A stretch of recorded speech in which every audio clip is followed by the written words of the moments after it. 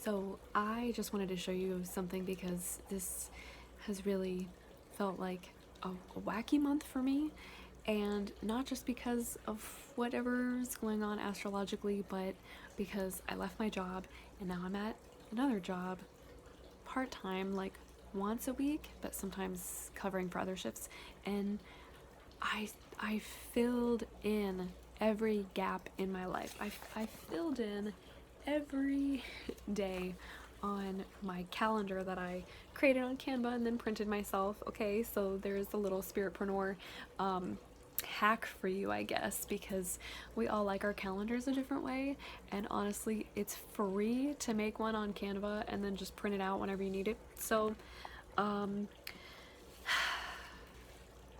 filled up my calendar, and I started to notice after only week 2, look at 2 weeks crossed off of here, after only week 2, that I wasn't really following it, and I was following it, but I had resistance. I had a lot of resistance to even looking at it.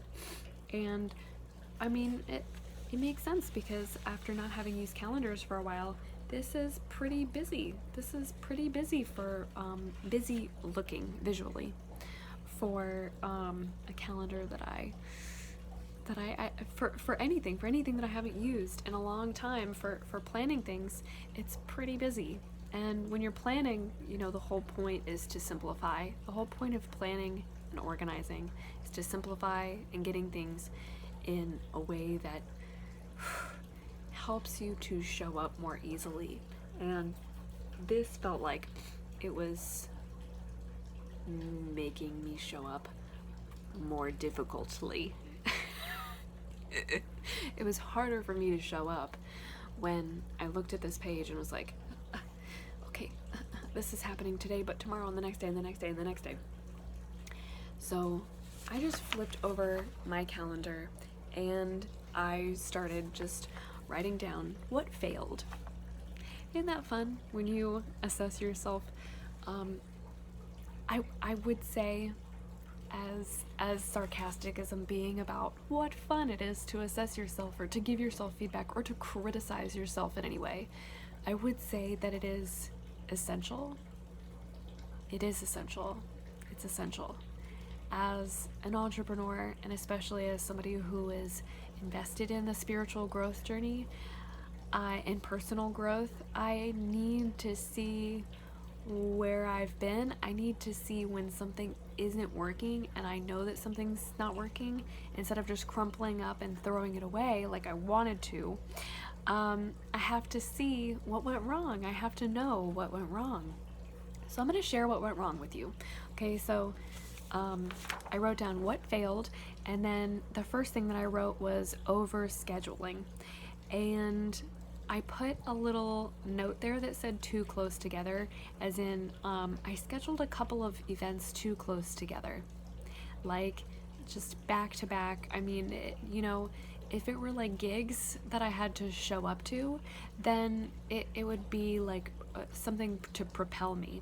But because I'm the one who's creating the events and I'm investing time in designing the container in which they happen and marketing and strategy, I mean, like literally I'm doing everything. If it were, you know, like a plug and play where, hey, there's something that I can plug into and now I can just play, it would be a lot easier and more freeing. But because, you know, as an entrepreneur, you're kind of doing everything for a while, I scheduled events that were too closely together, and I found something out about that in my assessment of my assessment. So let me continue.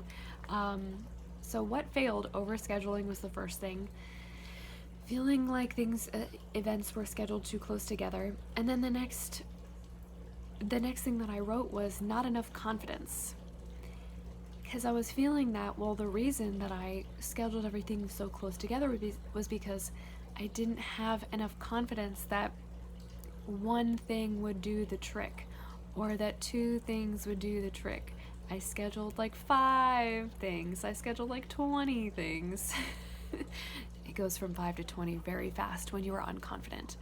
I scheduled a lot of things in my space of lacking confidence in myself, in making money, in, you know, bringing people, the right people in, and the right people seeing the message and the invitation to come and step in. And I think that was like a big part of the third thing that I wrote, which is lack of message / mission clarity. A lack of clarity around what this month's goal really was. As much as I wanted to say that it was to get back into the swing of things and to get back to my business, you know, full throttle, it was to make money.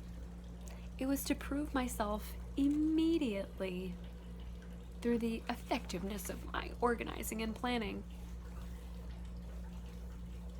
To earn respect around the decision that I made to leave consistent income to pursue this.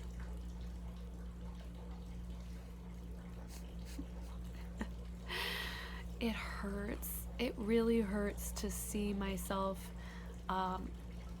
from that lens of I'm doing it for the money, because while I do need money and I do want money, I feel like doing things from that space is such a fearful,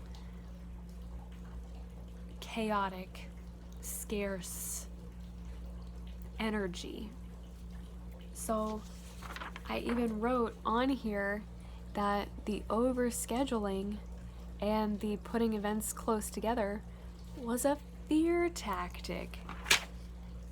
It was a tactic that I employed against myself to rid myself of the fear of not making enough money. Oh, I'll just schedule more things. Quantity. That'll do the trick.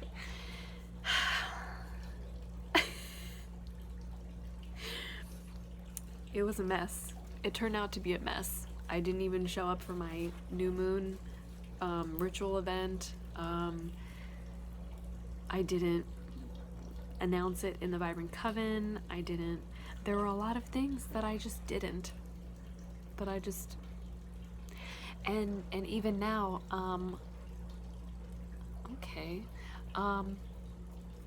even now I have a course, a 3-week course that I've been trying to promote.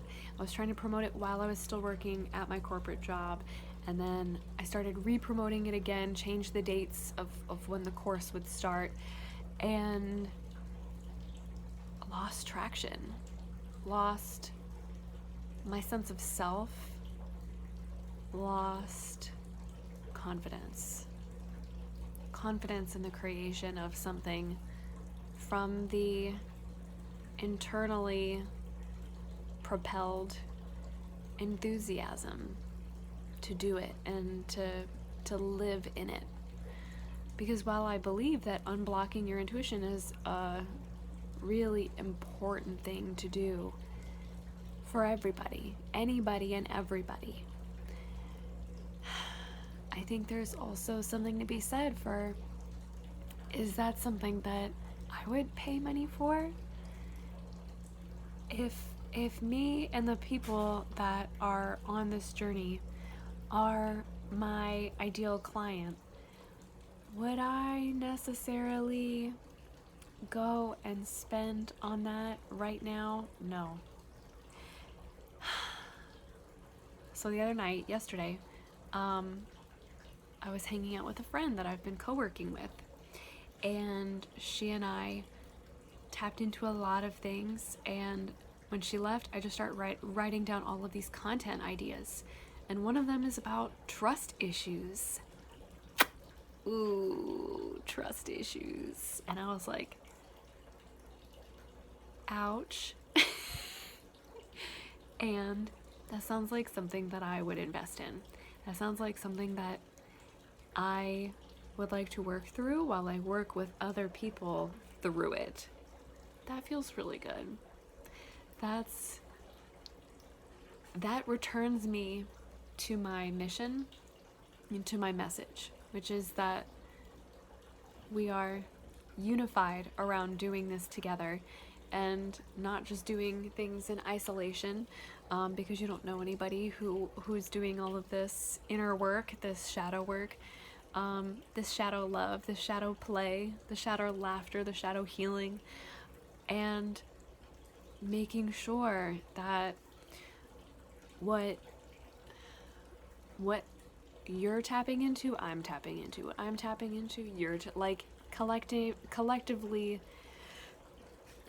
tapping in and turning on that enthusiasm and desire that propels us into and creates momentum to surge into the shadow play and the shadow dancing and the shadow laughter and the shadow healing and the shadow growth.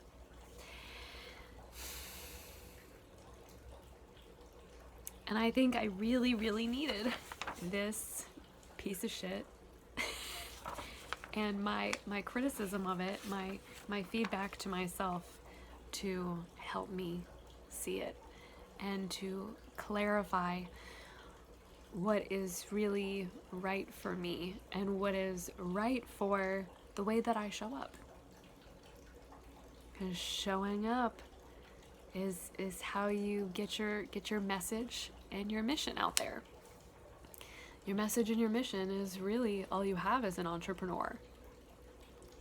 There's got to be a purpose. There's got to be a light inside you that's burning to get out there if you're going to be an entrepreneur. And especially if you're a spiritpreneur, if you're a spiritual entrepreneur, or if you're an entrepreneur who does spiritual work with people, whichever you identify with, there is even more of this grounding and also lifting, expanding, this kind of stretching that creates spiritual growth spurts that when you, trust issues, when you tap into them, you know, I can't be the only one who's affected by this. Somebody needs help. I have to get this out there.